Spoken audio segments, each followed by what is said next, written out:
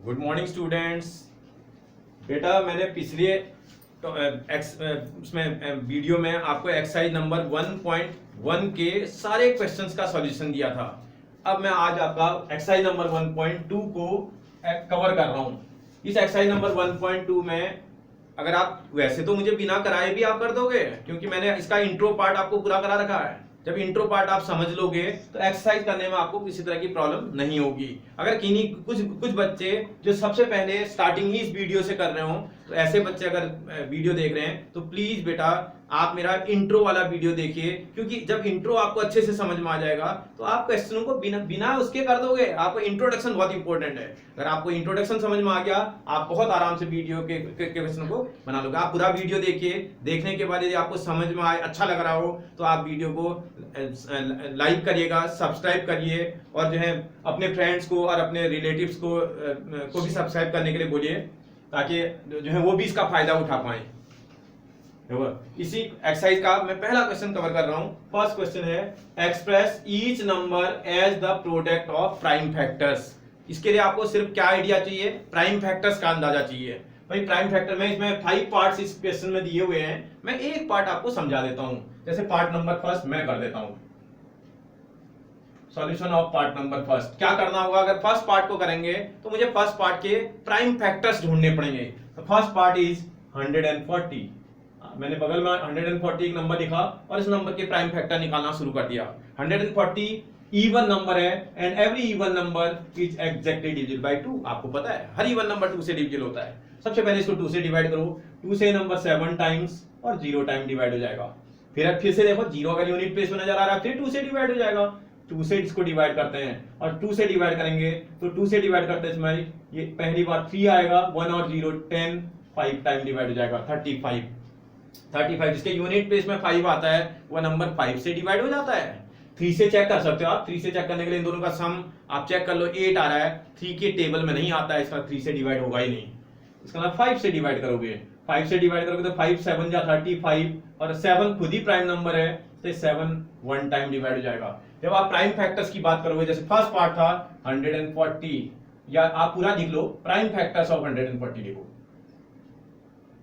Prime factors of 140 equal to, जब 140 के prime factor आप लिखोगे, पहली बार में आप चाहें तो पूरे क्वेश्चन के फैक्टर्स यहां उतार सकते हैं।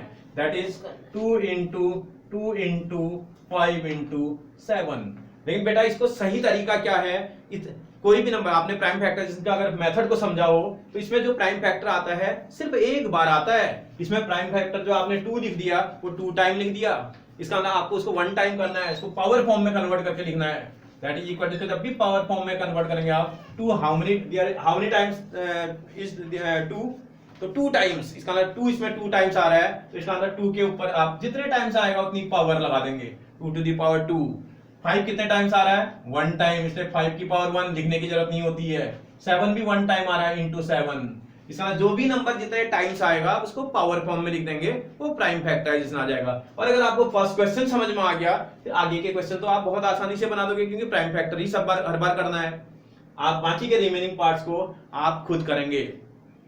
समझ में आ रहा है? ये वाला पार्ट भी खुद बनाओगे आप, ये वाला भी आपसे हो जाएगा, ये भी बनेगा और ये भी बनेगा। कोई प्रॉब्लम होगी आप कमेंट बॉक्स में मुझे लिख करके भेजिएगा, मैं करके दिखा दूंगा। उसके बाद देखिए सेकंड पार्ट भी एक बार करके दिखा दूंगा। Second question, find the HCF and LCM of the following pair of integers. Pair का मतलब 2 नंबर दिए होंगे और उन 2 नंबर्स का आपको, इन इंटीजर्स का आपको क्या निकालने के लिए बोल रहा है?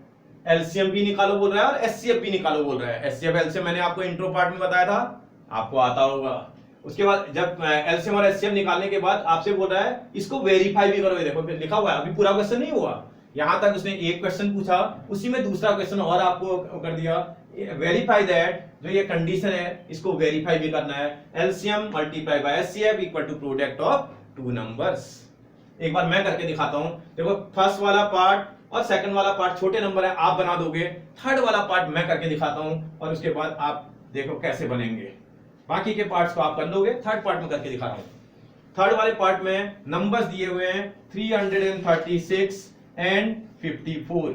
मैंने दोनों नंबर लिख दिए हैं और लिखने के बाद वही काम जो फर्स्ट क्वेश्चन में मैंने किया था। देखो क्या किया था मैंने, प्राइम फैक्टर ढूंढे थे, इस क्वेश्चन के भी ढूंढते हैं।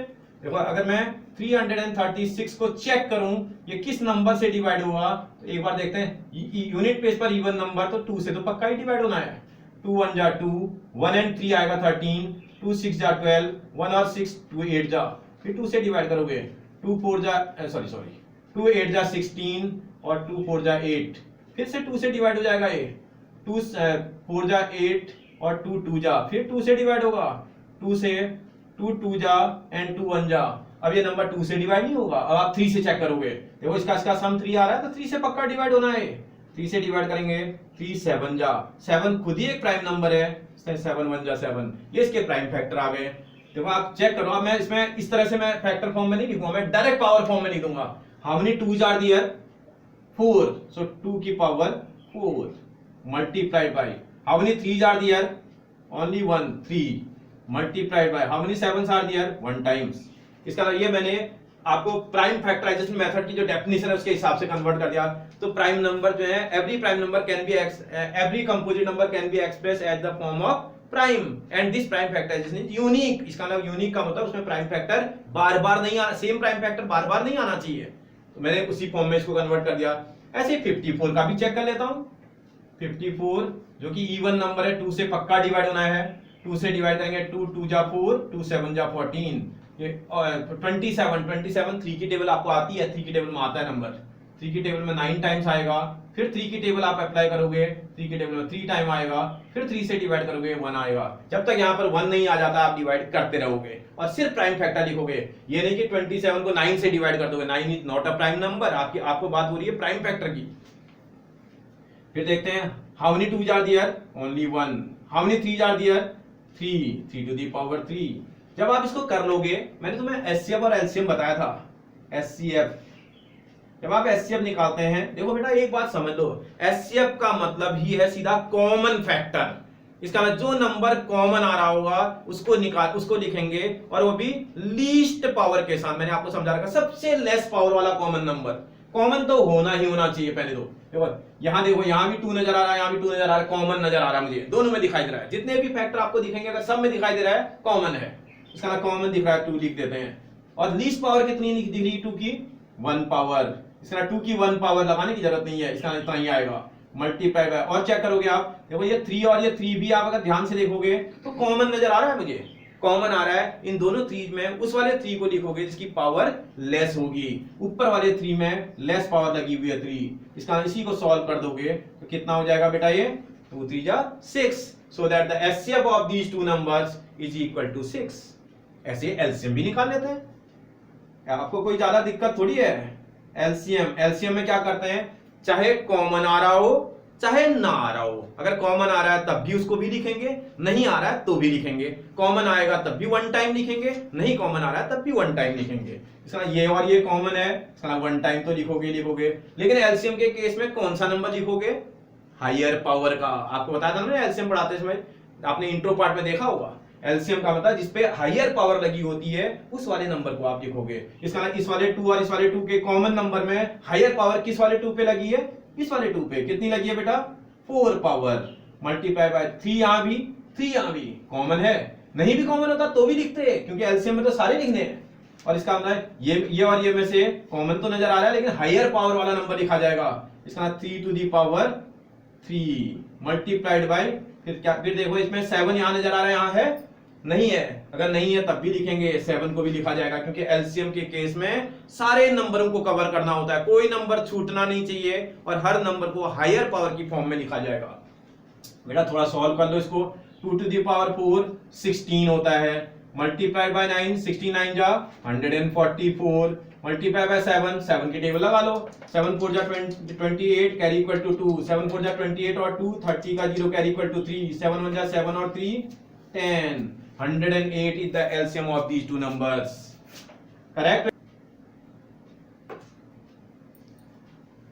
अच्छा हाँ बेटा, अरे ये तो यहाँ पर तो रॉन्ग हो गया है। 3 की पावर 3 जा 9 थोड़ी होता है। यही मैं चेक करना चाह रहा था आपको कि आपको अंदाजा आ रहा है कि नहीं आ रहा है। 3 into 3 टू दी पावर 3 का क्या मीनिंग होता है बेटा, यस 3 into 3।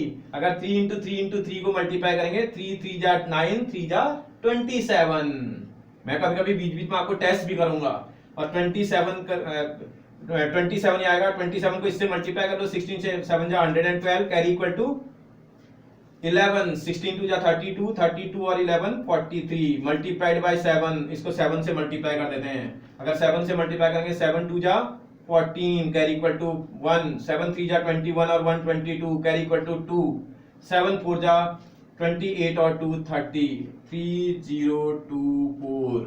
इसका मतलब आप आराम से कर दोगे। देखो इसका एलसीएम 3024 और इसका एचसीएफ 6 आ जाएगा। अब एक बार चेक करते हैं ये एलसीएम और एचसीएफ करेक्ट भी है कि नहीं है, क्योंकि उसने मुझसे बोला कि एंड वेरीफाई दिस, ये जो आपने निकाला इसको वेरीफाई भी करना है। वेरीफाई कैसे करेंगे बेटा, देखो वेरीफाई में दो पार्ट हैं। This is the left hand side, LCM multiply by HCF the left hand side part of the verification and product of the numbers is the right hand side of the verification. तो इसका मतलब मैं left hand side को और right hand side को एक बार check करके देखता हूं, अगर सेम आंसर आ जाएगा तो क्वेश्चन वेरीफाइड हो जाएगा। ये LCM multiplied by HCF is equal to, करके देखते हैं। LCM is equal to 3024 multiply by HCF 6, multiply ठीक से कर लो। 6 4 जा 24 का 4 कैरी इक्वल टू 2, 6 2 जा 12 और 2 14 कैरी इक्वल टू 1, 6 0 जा 0 और 1 1, 6 3 जा 18, 1 8 144। एक बार राइट हैंड साइड वाला पार्ट भी करते हैं। ये लेफ्ट हैंड साइड है इसका ये, और राइट हैंड साइड मेरे क्वेश्चन का अगर आप चेक करोगे प्रोडक्ट ऑफ टू नंबर्स है, product of two numbers.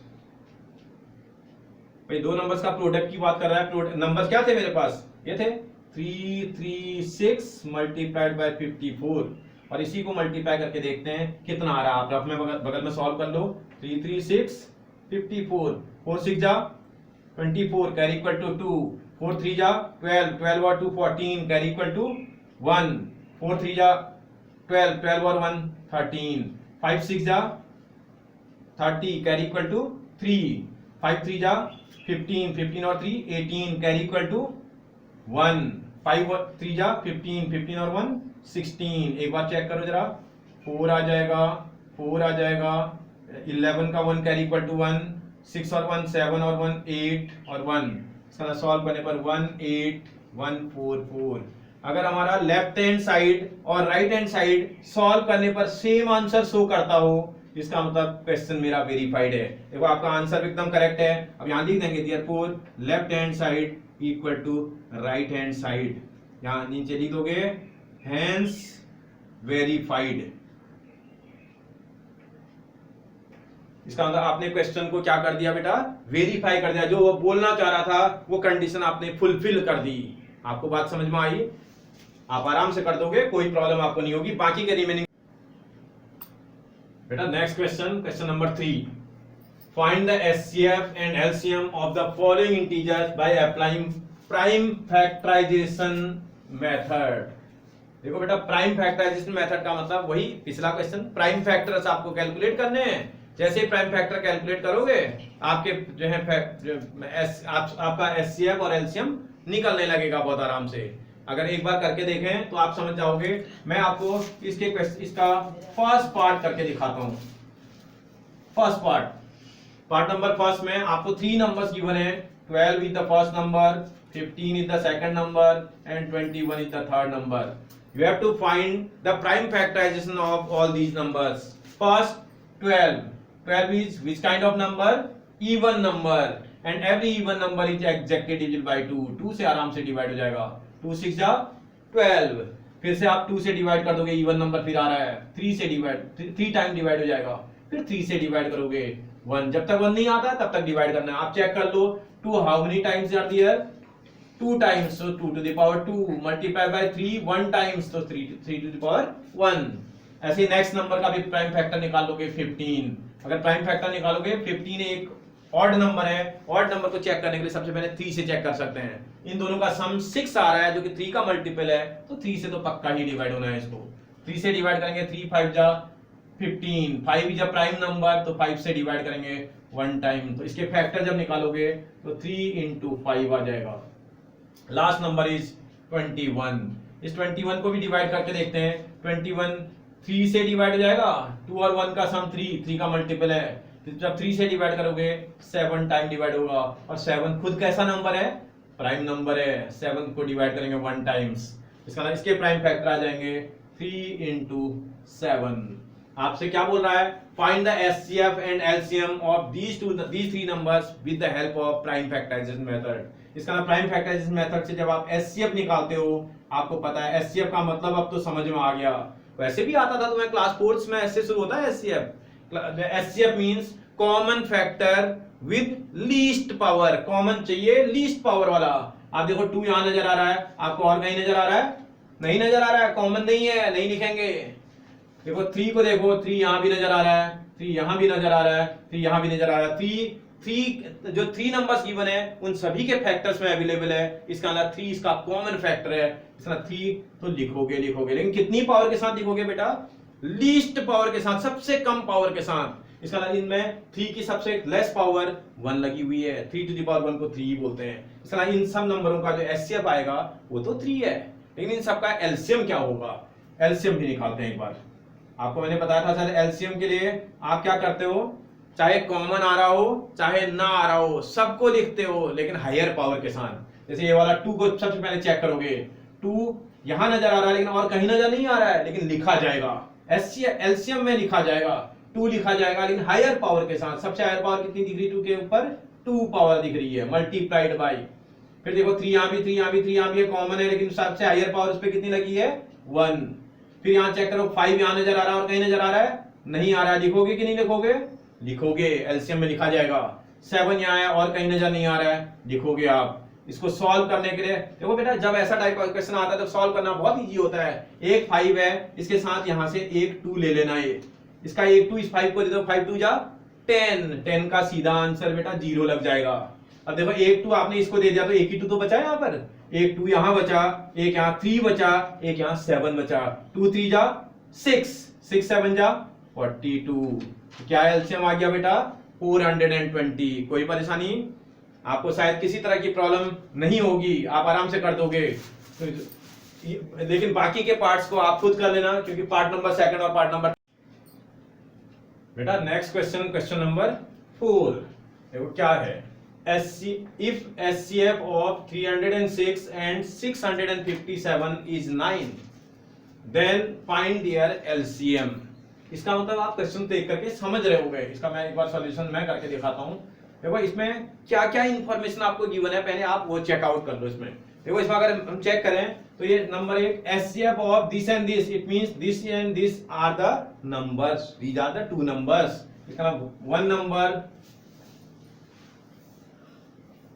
is equal to 306 and other number is equal to 657. These are the 2 numbers. And what is this 9? This 9 is the HCF। आप question को पढ़ करके ध्यान से पढ़ोगे, statement के सम में यही क्वालिटी होती है। अगर आप क्वेश्चन ठीक से पढ़ पाए तो बहुत आराम से आप कर दोगे। स्टेटमेंट के हर क्वेश्चन में सब कुछ बहुत क्लियर लिखा होता है। And HCF is equal to 9। और आपसे क्या निकालने के लिए बोल रहा है बेटा, LCM आपको निकालने के लिए बोल रहा है कि LCM आप निकाल दो। क्या आप इससे रिलेटेड कोई फॉर्मूला जानते हो? मैंने आपको इंट्रो पार्ट में फॉर्मूला पढ़ाया था, तो इसका मतलब आप डायरेक्ट इसमें LCM का फॉर्मूला निकाल सकते हो। अभी पिछले क्वेश्चन में भी आपने एक क्वेश्चन देखा था, verify that LCM into HCF is equal to product of 2 number. वहां पर वो फॉर्मूला ही तो था, तो वहां से आप फॉर्मूले में अगर आप LCM निकालना शुरू करोगे तो फॉर्मूला बन जाएगा LCM is equal to 1 number multiplied by the number that is the product of the numbers। 1 number multiplied by other number divided by HCF। अब आप वैल्यूज को पुट कर दो ठीक से। 1 नंबर की प्लेस पर आप 306 रख दोगे, मल्टीप्लाइड बाय अदर नंबर की प्लेस पर आप नंबर लिख दोगे 657, divided by the HCF is 9। 9 से आप डिवाइड कर दो, आराम से ये डिवाइड हो जाएगा नंबर। देखो 9 की टेबल लगाते हैं, 9 7 जा 63 और आपके पास 2 और 7 बचेगा 27। 27 9 की टेबल में कितने टाइम आता है, 3 टाइम्स। आराम से चेक कर लेना, 9 7 जा 63, 2 और 7 27, 9 3 जा 27। इसको आप ठीक से मल्टीप्लाई रफ में कर लेना, 306 मल्टीप्लाई बाय 73, 3 6 जा 18 का 8 कैरी इक्वल टू 1, 3 3 जा 9, 7 की टेबल लगाते हैं, 7 6 जा 42 का 2 कैरी इक्वल टू 4, 7 3 जा 21, ऐड कर लो 8 यहाँ 3, 9 और 4 13 का 3 कैरी इक्वल टू 1, 2 और 2, 2 2 3 3 and 8, this is the answer LCM. कोई परेशानी, आपको कोई प्रॉब्लम नहीं आएगी, आराम से बना दोगे आप। Question number next question, question number 5। ये बहुत इंपॉर्टेंट क्वेश्चन है बेटा हमारे सिलेबस में। अब आपको ध्यान रखना पड़ेगा, जब पेपर में आएगा, जैसे एनसीईआरटी में पढ़ लिया, check whether 6 to the power n can end with the digit 0 for any natural number n। बोला कि ये 6 टू द पावर n का जो एंड डिजिट होगी वो 0 होगा, आपसे बोल रहा है। और आपको भी समझ में आ रहा है 6 टू द पावर n का एंड डिजिट 0 नहीं होगा, क्योंकि मैं तुम्हें अभी बेसिक चीजें समझाऊंगा, आप समझ जाओगे। ऐसे ही इसी क्वेश्चन को बोल देगा 7 to the power n end with the digit 0, यही क्वेश्चन है। 4 to the power n end with the digit 0, same question. 8 to the power n end with the digit 0, same question. तो इसे आपको घबराने की जरूरत नहीं है एग्जाम में, क्या एनसीईआरटी में तो 6 टू द पावर n पढ़ा था, क्वेश्चन तो कुछ और आ गया, कुछ नहीं है, वही क्वेश्चन है, सेम क्वेश्चन में, खाली इंग्लिश आपको बदलनी है। एक बार आप कुछ नहीं करोगे, सबसे पहले चेक कर लोगे 6 टू द पावर, जब आप सॉल्यूशन निकालोगे तो 6 टू द पावर n को प्राइम फैक्टर्स में बदल देना। 6 के प्राइम फैक्टर क्या होते हैं बेटा? 2 एंड 3 होते हैं। 6 का प्राइम फैक्टर 2 और 3, और अगर इसी को कर दें 2 इंटू 3 और उसके आउटसाइड में पावर जो लगी है वो n लगी हुई है, ऐसा लिख लोगे। जब ऐसा लिखोगे तो इसको सॉल्व कर लेना, पावर को अलग अलग कर दोगे, 2 to the power n multiply by 3 to the power n आ जाएगा। अब आपको क्या है, समझाना है। देखो आप आगे का पार्ट आप खुद भी कर दोगे, मैं तुम्हें समझा देता हूं, क्योंकि लिखना है आपको और कुछ करना नहीं है। देखो 6 to the power n end, अगर एक बात को समझो पहले, कोई किसी भी क्वेश्चन का अगर n डिजिट अगर 0 की बात कर रहा है, ये बात को समझो ना, 6 to the power n can end with the digit 0, क्या 6 टू द पावर n का n डिजिट 0 होगा, पूछ रहा है आपसे। तो आपको जब पूछ रहा है भाई किसी भी नंबर का n डिजिट 0 कब होगा, जब उसके एंड में 0 होगा।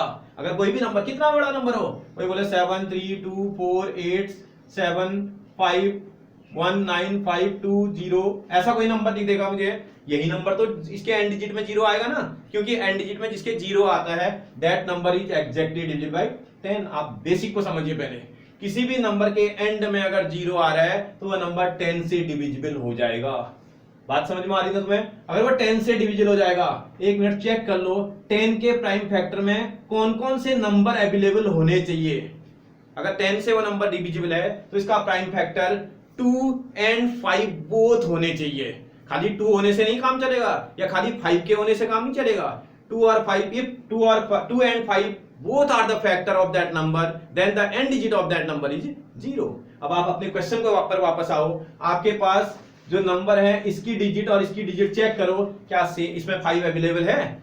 जब आपके 6 के प्राइम फैक्टर में 5 अवेलेबल है ही नहीं, तो 6 का एंड डिजिट 0 हो ही नहीं सकता है। इसका मतलब आपको खाली लिखना है। अब क्या कर दोगे इसमें, 6 to the prime factors of 6 to the power n are this and this.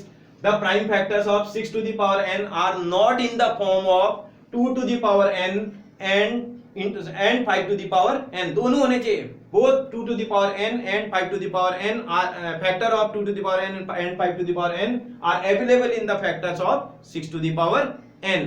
अगर आप ये दोनों फैक्टर इसके फैक्टर में अवेलेबल नहीं है तो इसका एंड डिजिट 0 नहीं होगा। आप लिख दोगे therefore the end digit of 6 to the power n is never 0, हो ही नहीं सकता 0 इसका एंड डिजिट।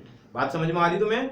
ये बात पहले क्लियर कर लो। कुछ भी आ जाएगा, माना 8 पूछ देगा, 8 टू दी पावर n, तुम्हें कुछ करना थोड़ी है। 8 टू दी पावर n पूछेगा तो आप 8 के प्राइम फैक्टर करोगे, 2 into 2 to the power n, इसी को सॉल्व करें 2 to the power 3 whole to the power n। क्या आप इसके फैक्टर में 2 और 5 दोनों नजर आ रहे हैं? आपको नहीं नजर आ रहे हैं। अगर खाली 2 ही 2 आने से या खाली 5 ही 5 आने से नहीं होगा।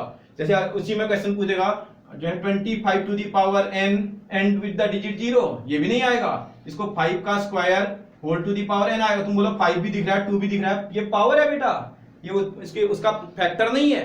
तो मैं आपसे बार बार बोल रहा हूं, if both 5 and 2 are the factor of a number then that the end digit of that number is 0। Clear हुई बात आपको? कोई प्रॉब्लम? आप कर लोगे, समझ गए ना आप मेरी बात?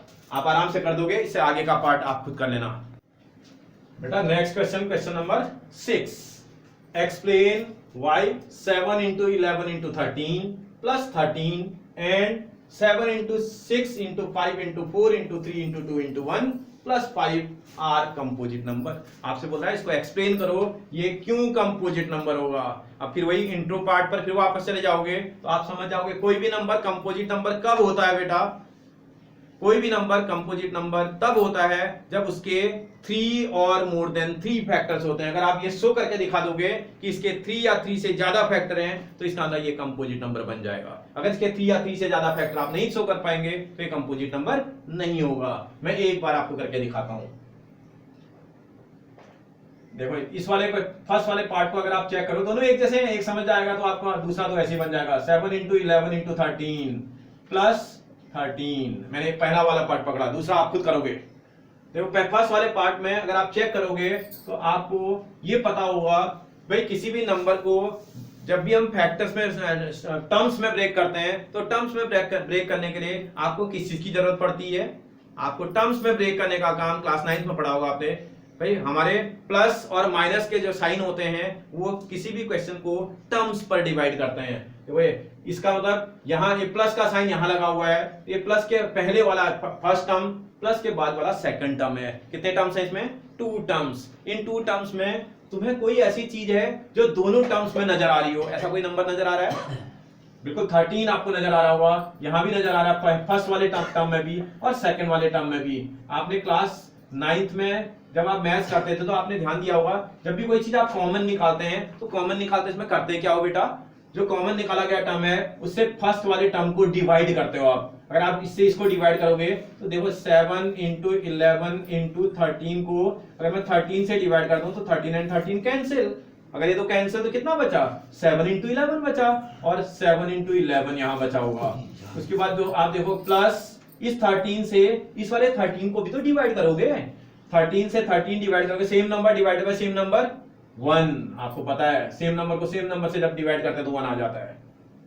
फिर थोड़ा और सॉल्व कर लो, 13 मल्टीप्लाई इसको सॉल्व करो, कितना आता है बेटा? 7 11 जा 77 प्लस 1। अगर 77 को 1 से ऐड कर दोगे तो कितना आ जाएगा?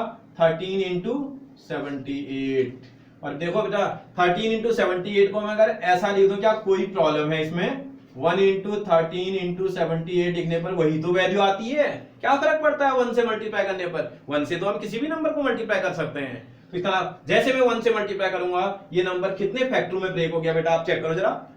There are 3 factors 1, 13 and 78। और आपको पता है किसी भी नंबर में अगर 3 फैक्टर्स आते हैं तो वो कैसा टाइप का नंबर होता है? कंपोजिट नंबर होता है।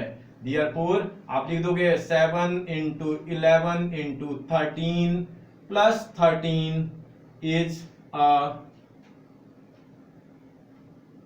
composite number. Why this is a composite number?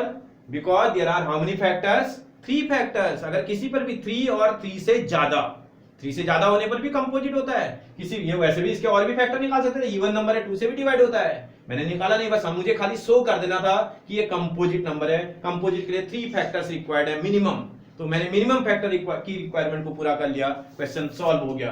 और अब इसी ऐसे ही मैं इस वाले पार्ट को, सेकंड वाले पार्ट को आप अभी वो करेंगे तो आराम से बना लोगे, क्योंकि second part same first part की तरह है, आप खुद करोगे। बेटा last question of the exercise, there is a circular path around a sports field. Sonia takes 18 minutes to drive 1 round of the field, while Ravi takes 12 minutes for the same. Suppose they both start at the same point and at the same time and go in the same direction.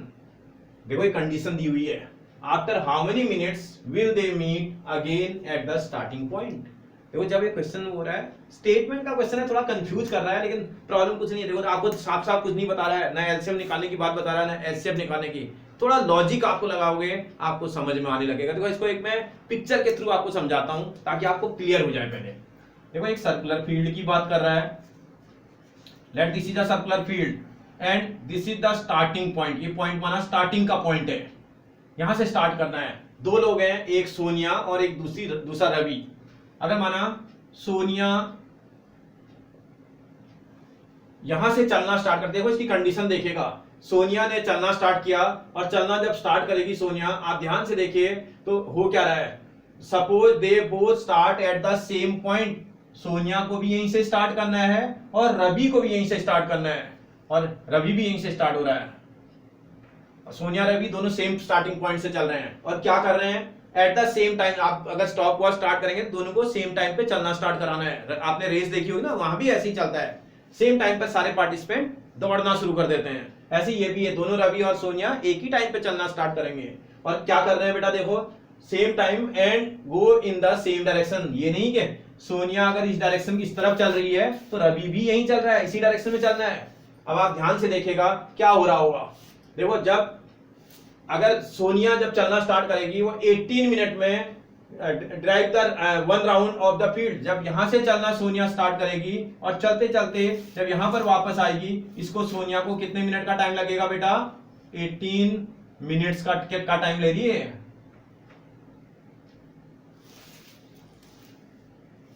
18 minutes Sonia को लग रहा है, 18 minute का time. और जब Sonia 18 minute में एक पूरा राउंड लेकर के इस पोजीशन पर आएगी, आप देखो रवि कितना टाइम लगा रहा है, रवि लगा रहा है 12 मिनट्स।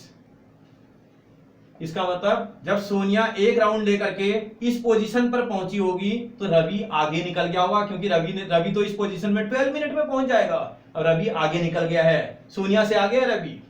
इसने क्वेश्चन क्या पूछा हमसे, आप ध्यान से देखिए क्या बोल रहा है, after how many minutes will they meet again at the starting point. बोला इसी पॉइंट पर ये कितने टाइम के बाद मिलेंगे। अब आप समझ लो, पहले ध्यान से समझना होगा। यहाँ देखो 18 मिनट में सोनिया वापस यहां पहुंच रही है, लेकिन रवि आगे निकल गया। यहां पर नहीं है रवि, क्योंकि रवि जब यहां आएगा तब इसको देखो आप 12 मिनट में रवि को एक राउंड लगाने में लग रहा है। अगर दूसरा राउंड लगा करके वापस आएगा रवि कितने टाइम में आ जाएगा बेटा, यहाँ 24 मिनट में, क्योंकि रवि इस पोजीशन पे 24 मिनट में आ रहा है, सोनिया को 18 मिनट लग रहा है। इसका मतलब अब ये क्या समझ में आ रहा है तुम्हें, अब जो टाइम लगेगा वो 18 मिनट से ज्यादा टाइम पे मिलेंगे दोनों। इसका जब भी लार्जर नंबर से ज्यादा नंबर होता है तो हमेशा एलसीएम ही निकालना होता है। ये आपको समझना होगा, जब भी लार्जर नंबर से ज्यादा वैल्यू आ रही है तो हमेशा एलसीएम ही निकाला जाएगा, और जब भी स्मॉलर नंबर या उससे लेस वैल्यू आ रही होगी तो इसका मतलब आपको क्या निकालना होगा, एचसीएफ। तो यहां आपको लैंग्वेज से समझना होगा क्वेश्चन में करना क्या है। इस क्वेश्चन में अगर आप ध्यान से समझोगे तो मुझे क्वेश्चन का क्या निकालना होगा बेटा, एलसीएम निकालना पड़ेगा, क्योंकि मुझे जो बात समझ में आ रही है वो मेरा टाइम 18 मिनट से ज्यादा टाइम लग रहा है। आप मेरी बात समझ गए ना भैया, 18 मिनट में सोनिया वापस यहां पहुंच जाएगी, लेकिन रवि यहां पर नहीं है।